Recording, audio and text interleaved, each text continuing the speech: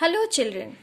Today in this video I will explain you chapter 3 materials of daily use.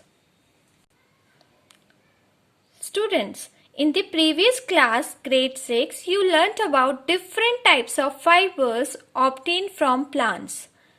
You also learned how cotton and jute fibers are obtained and woven to get clothes.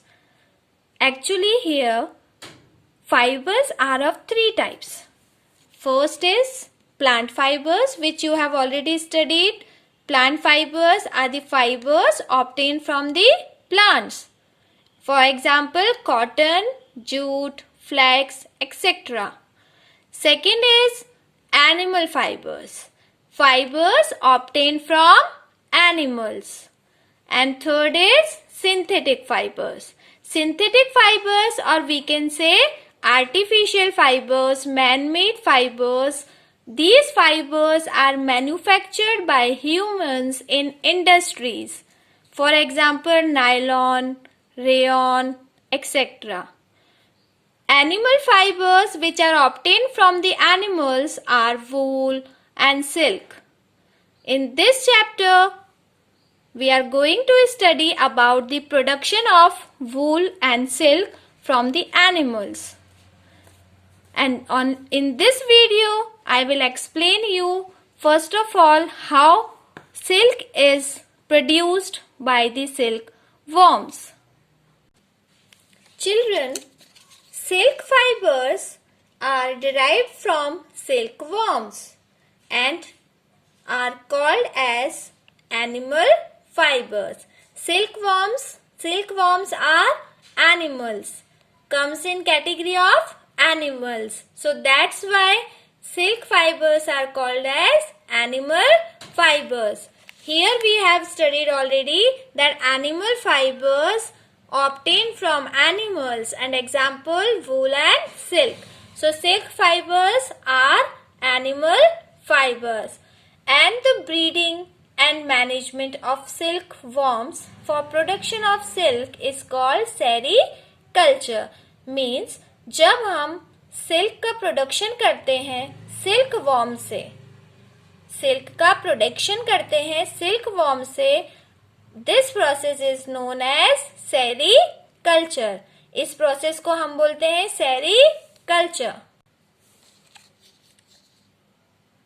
In sericulture, silk is produced by a moth. Moth is a species known as silk moth.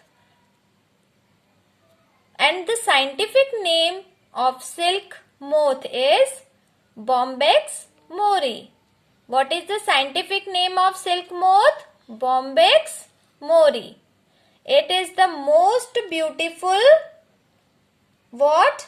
It is the most beautiful moths ever found. Bombyx mori. So children, जब silkworm से silk का production होता है तो we use two process. First is rearing silkworm. In sericulture, we are doing two process. First is rearing silkworm. In this process, what happens? Female moth ले hundreds of eggs. जो female moth होती है वो hundreds of eggs ले करती है और these eggs stored on paper strips और क्लॉथ स्ट्रिप्स. फिर इन एग्स को पेपर स्ट्रिप्स या फिर क्लॉथ स्ट्रिप्स में स्टोर करते हैं. ये वाला जो प्रोसेस है, this process who normally used to do?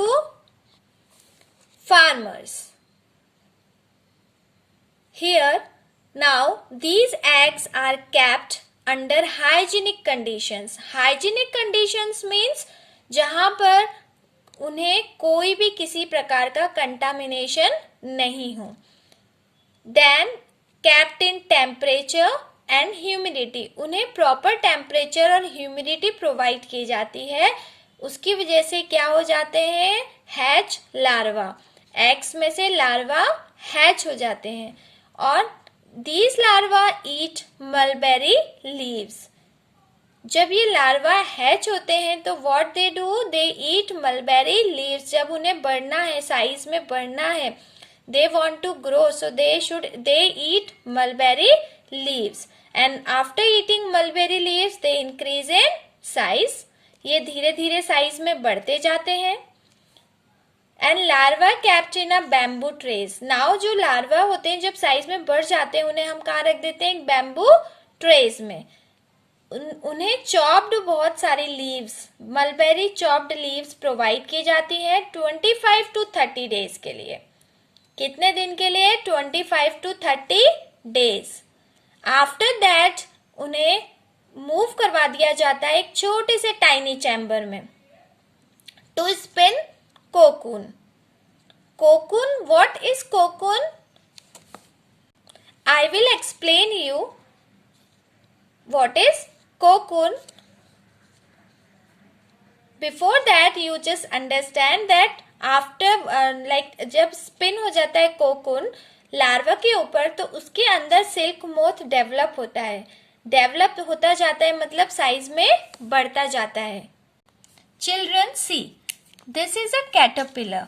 What happens, जो कैटरपिलर होती है, जब कैटरपिलर ईट करती है मलबेरी लीव्स, धीरे धीरे स्लोली वो साइज में बढ़ती जाती है और उसके बाद में वो कोकून उसके ऊपर डेवलप करने लगती है। जैसे हमारे माउथ में सलाइवा प्रोड्यूस होता है, यहाँ पर भी इनके माउथ में भी एक सलाइवा जैसा स्टिकी सब्सटेंस प्रोड्यूस होता है। ये स्टिकी सब्सटेंस प्रोड्यूस होता है, ये स्टिकी सब्सटेंस किसका बना होता है? It is made up of protein which hardens on exposure to air and becomes silk fiber।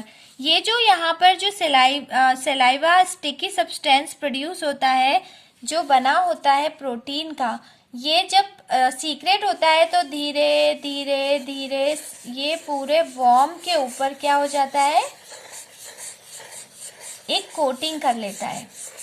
जो कैटरपिलर है उसके ऊपर क्या कर लेता है, ये एक कोटिंग कर लेता है, कंप्लीट कोटिंग। और जब ये कोटिंग हो जाती है कंप्लीटली तब यहाँ पर इस कोकून को 25 to 30 डेज के लिए लीव कर दिया जाता है और एक्सपोजर किया जाता है हीट में या फिर स्टीम में। Children, we have studied the first process that was rearing of silk. Now the second process is processing of silk। जब कोकून को लीव कर दिया जाता है मीन्स जो हमारा लार्वा है उन्हें लीव कर दिया जाता है 25 to 30 डेज के लिए, तो I have shown you how they use to make cocoon layer, and afterwards these cocoon is used for obtaining silk fibers। These cocoon kept under। अब हम इन कोकून को क्या करते हैं, सन में एक्सपोज करते हैं, बॉईल करते हैं या फिर स्टीम में एक्सपोज करते हैं, जिसकी वजह से वो ड्राई हो जाता है। एंड जो फाइबर्स होते हैं, ये कोकून एक्चुअली फाइबर है जो सेपरेट हो जाता है, and this process is known as reeling the silk। In sericulture, when we are separating fibers from cocoon, it is called as reeling the silk, and this reeling process is done by special machines। This reeling process is done by special machines। उन machine से जो railing किया जाता है तो silk fibres को separate करते हैं, स्पन करते हैं इनटू थ्रेड्स में। जो फाइबर्स होते हैं फिर उन्हें थ्रेड्स में स्पन करते हैं और उसके बाद में उन थ्रेड्स से what we make, silk clothes. So here after rearing of silk what happens, processing of silk. Again we will see, cocoon बहुत सारा लेते हैं, उसे हम कैप्ट करते हैं अंडर द सन और बॉईल करते हैं एक्सपोज टू स्टीम। जो हमारे फाइबर्स जो होते हैं वो सेपरेट हो जाते हैं और this process is called reeling the silk और done by special machines. Machine से सिल्क फाइबर सेपरेट कर लिए जाते हैं, then spun into silk threads and then to silk clothes.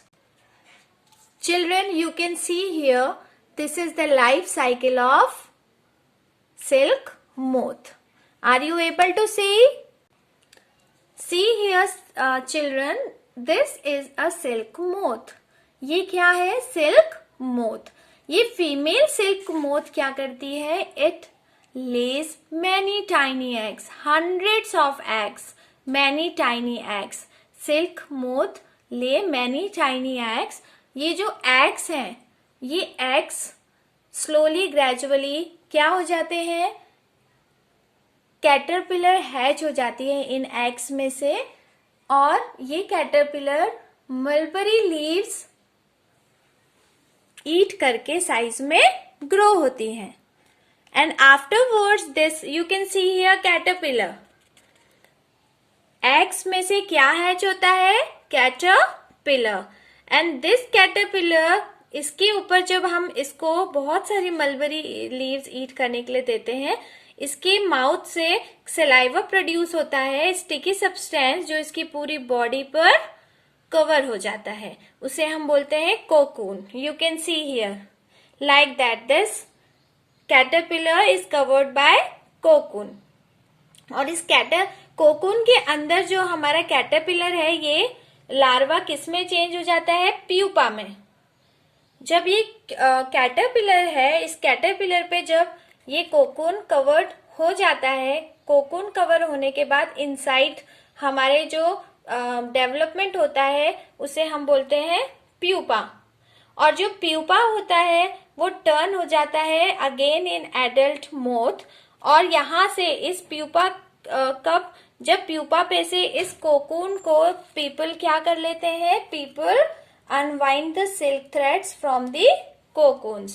So this is the life cycle of silk moth. Again you can see this is the silk moth.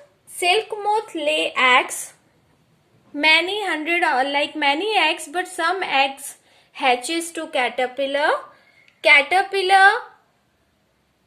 what happens? Caterpillar eat mulberry leaves and covered by a cocoon. Means जो saliva produce होता है, sticky substance, उससे क्या spread हो जाता है उसकी body पे?